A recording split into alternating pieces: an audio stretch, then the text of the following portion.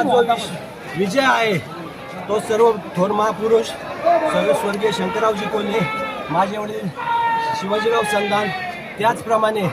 आमचे नेते बिपिन दादा, प्रथम आमदार स्नेहलताताई कोल्हे, व सहकार मंत्री शंकरराव कोल्हे कारखान्याचे अध्यक्ष बिपिन दादा व संजीवनी स्वयंसहायता बचत गटाच्या अध्यक्षा रेणुका भाभी व सर्व मित्रपरिवार, सर्व कार्यकर्ते, भारतीय जनता पार्टी, RPI, मित्रपक्ष, सर्व जनता, ज्ञात अज्ञात आणि तिसरी शक्ती जिने मला मदत केली, या सर्वांना मी समर्पित करतो।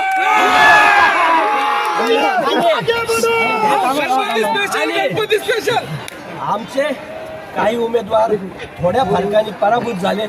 त्यामुळे आम्ही काही जल्लोष करणार नाही, परंतु आम्ही जेवढे जण निवडून दिलेले आहे आणि आम्ही सर्वजण दिलेले शब्द आणि विश्वास नामाचे जे काम आहे ते परिपूर्ण करू आणि जनतेचा विश्वास संपादन करू, एवढेच बोलू इच्छितो।